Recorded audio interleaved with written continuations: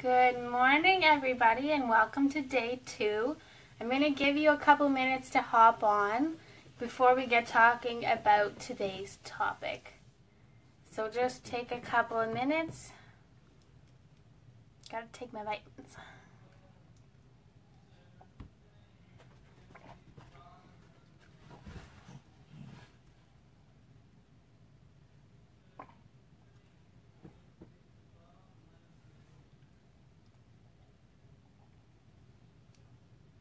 Happy Tuesday, everybody. Kai is here with me again. She's waiting for the second part of her breakfast, of course, because she's always starving. So we're just going to wait another minute or two.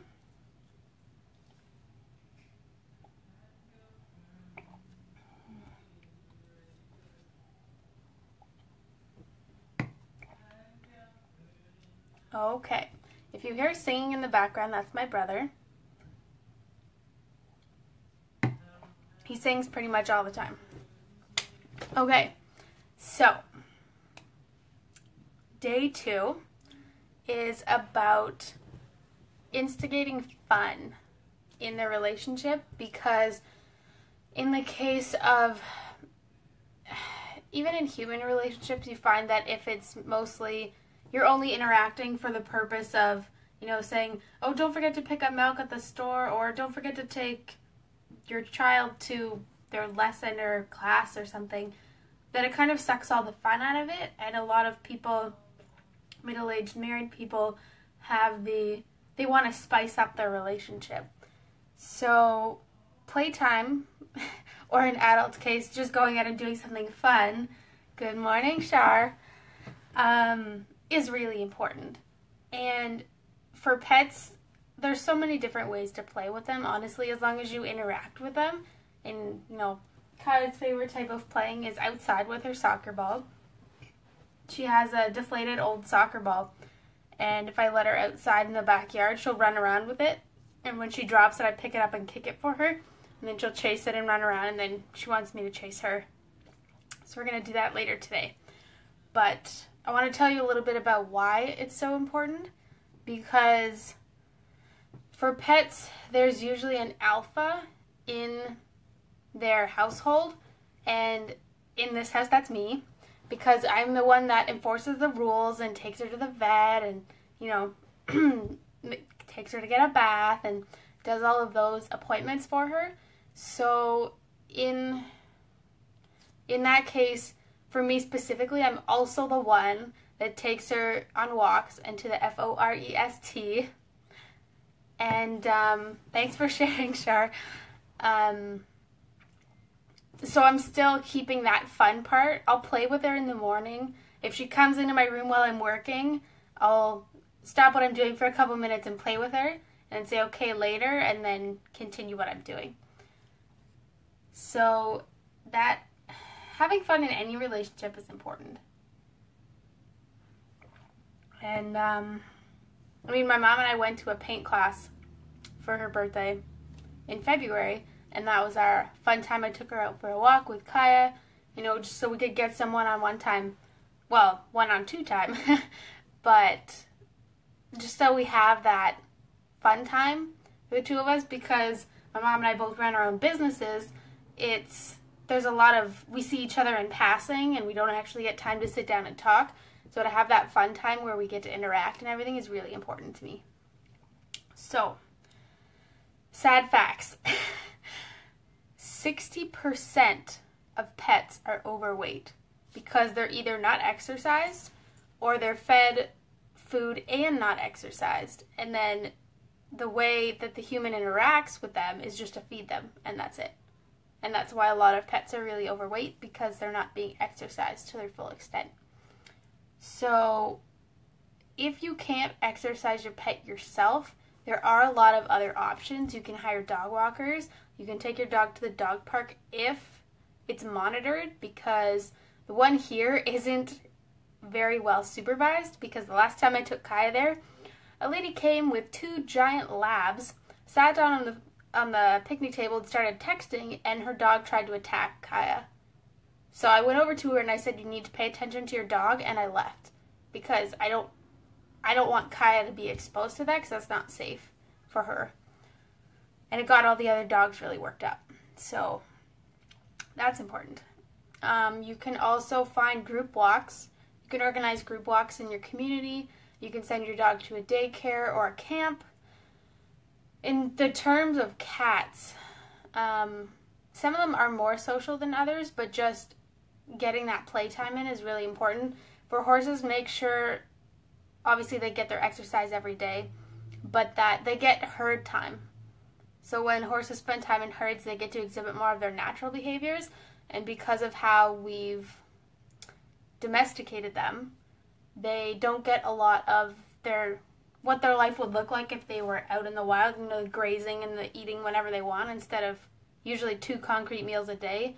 And actually, the excess food in big giant meals can cause colic. And I did a post about that, I think, a couple weeks ago, if you want to look more into that. Playing with your pets keeps your body young. I have to say I've never been in better shape than since I got Kaya, because she's ready to go. Whenever I want to go, she's ready.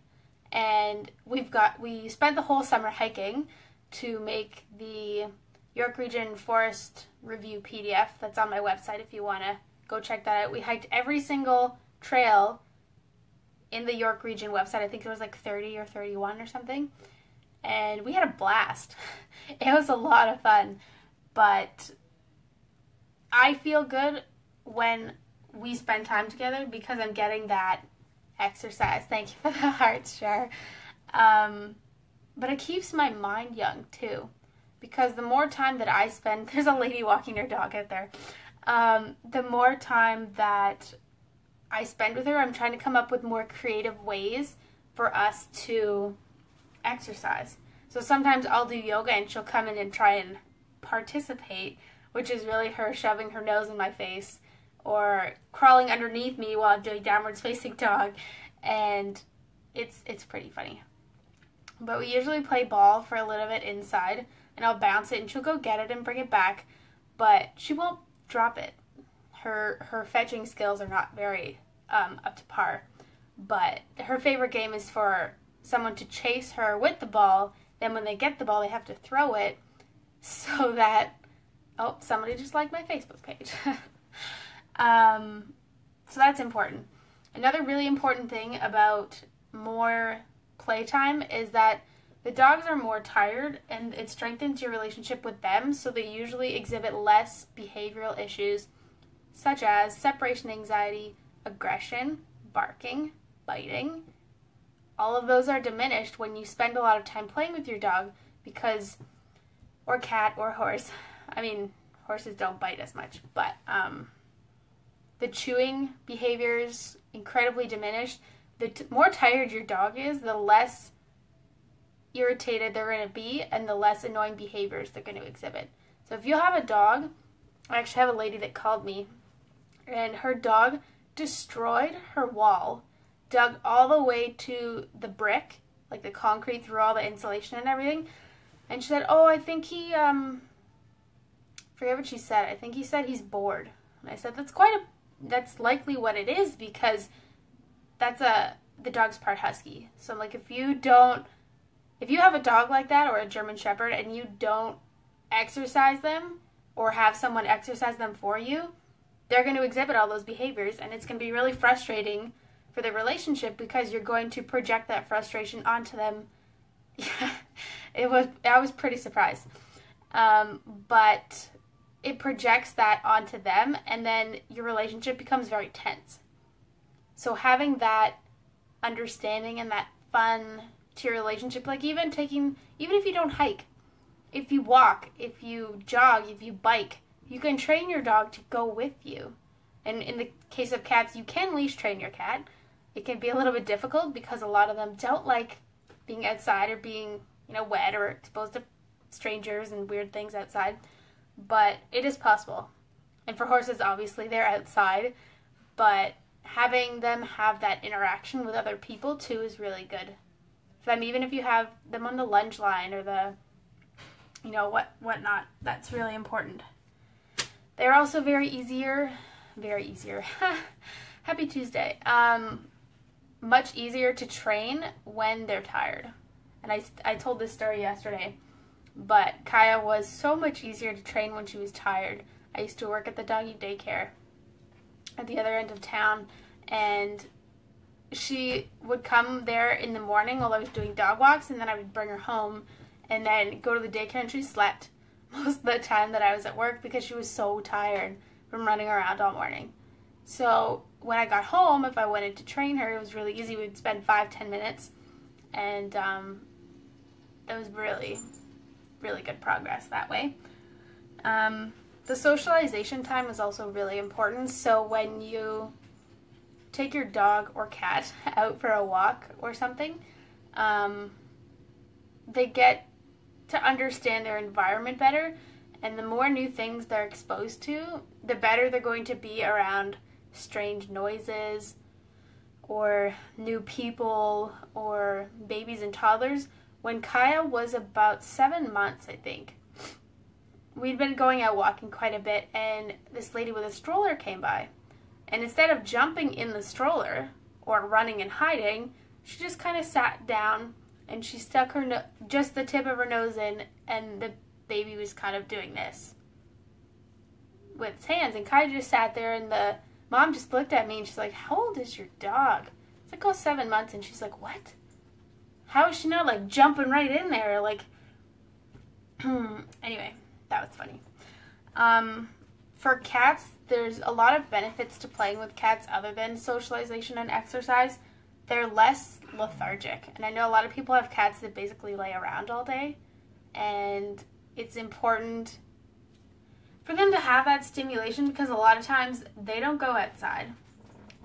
You may or may not be home most of the day. For a lot of people, the cats are left by themselves all day.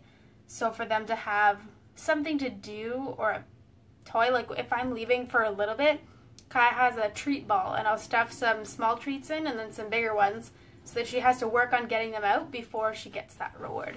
And she'll play with it until all the treats are gone, which sometimes takes about 20 minutes. But that's one of the good tools that I used when we first got her.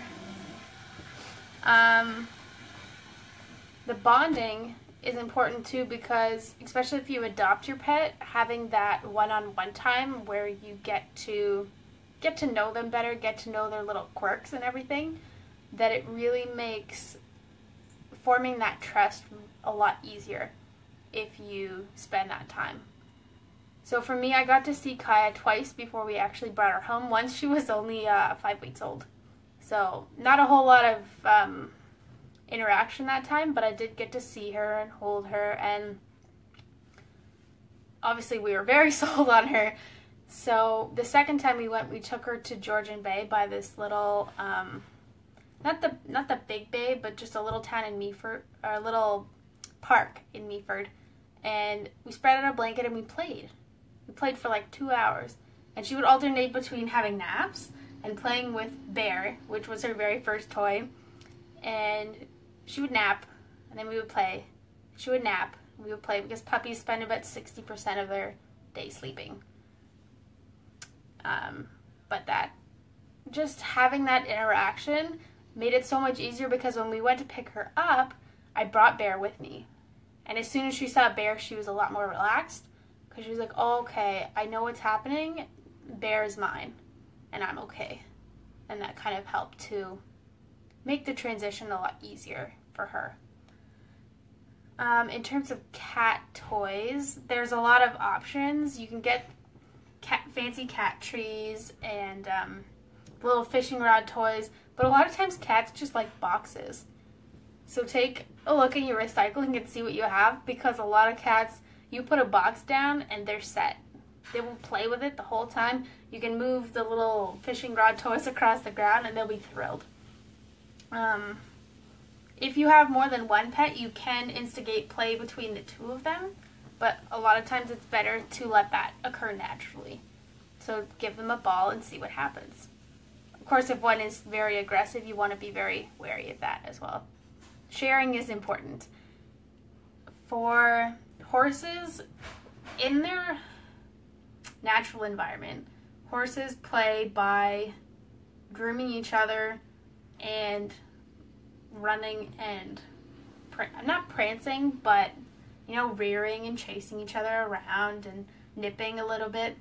So if you want to instigate play with your horse, you can just get them a toy, but you can also try to play the way that they would play. So you can groom them a little bit, but their brushes are a little, unnatural for them, but liberty work is a really good way to play with your horse. Any kind of training. I'm going to post, Thursday is all about tricks and training, so we're going to not go too much into it. You can use lead lines to do some floor work if you want to do that. But an important thing for horses is that when you play with them, it actually gives them much better manners.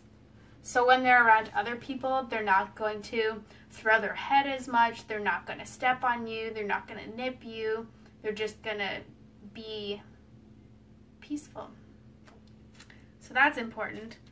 It also promotes herd play on their own. So if you play with them and then put them out in the field, they're more likely to instigate play with their friends. It actually increases their digestion. So they can digest better because, forget the exact reason, but I think it's something to do with the positive hormones in their body helping them, there's less stress, so it kind of, everything flows more smoothly. Slow feeding toys are always a good option, like the treat ball, but they also have, for horses, they have hay with special nets around them so that they have to really work to get the food out. And it actually slows down their eating, so they're more similar to actual grazing, which is what they do in nature, instead of 2 big bulk meals. So that's important. I don't have too much more to say about playing. It's pretty obvious that it's fun for everyone, and Kai really likes when we play. Hey, Kai? You like when we play? Yeah? A lot of times I can ask her, Kaya, where's your ball? Or go get your ball, and she'll bring it to me, and then we play. But of course I have to chase her first, because that's her favorite game of all time. So in lieu of all of that, today's challenge is to play with your pet for 20 minutes. And it doesn't have to be one block of 20 minutes. It can be 5 minutes this morning and 15 at night. It can be 10 in the afternoon, 10 in the evening. But just see what your pet's favorite way of playing is and try to instigate that. On the flip side, you can also, you don't have to go out and get them a new toy, but take an old toy and see if you can get them interested in that again. Because I know when Kai was younger, she had a lot of stuffed animal toys, and she became such a heavy chewer that she would just shred all of her toys, rip them open, and then spread the fluff everywhere. So then we tried getting her a super sturdy toy. It was like an 8 out of 10 toughness. She ripped the ear off within about an hour, maybe 2. But it was a little ridiculous. So she mostly gets bones or balls she can't break. So the orange and blue ones, I forget what they're called, the Chuckits, the one that you can buy the stick and throw it. That's a really good way. There's tennis ball launching machines. There's, I bought Kaya a kiddie pool in the backyard. She won't go in it, but we're working on it. But there's a lot of different ways you can instigate play. But if your pet is sleeping, it's probably best to wait until they're awake, because they can be cranky if you wake them up to play, they're not going to be that upset. But try and go with their schedule instead of yours. I know that's complicated for some people who work 9 to 5 or have specific set hours, but being flexible is important to your relationship with your pet, because it shows that you understand that their needs are important as well as your own. So that's all for today. Again, post a photo or video in the comments of you playing with your pet today. And I'm going to go play. I want to play ball? Yeah? You want to play ball? She's still a little sleepy, but I'm going to give her the latter half of her breakfast, and then we're going to go play. But have a wonderful Tuesday, and I will see you all tomorrow. Tomorrow's challenge gets a little bit harder, but still, it's however much time you have, just use what you have. It doesn't have to be a ridiculous amount of time. Based on yesterday's conversation, I'm also thinking of running a web series on animal body language. So if you're interested in learning about different sounds and how to interpret them, different, tail movements, body movements, head movements in a web series, then let me know, because I'm thinking of putting that together. Very exciting. But have a fantastic Tuesday, and I will see you all tomorrow. Bye, Shar.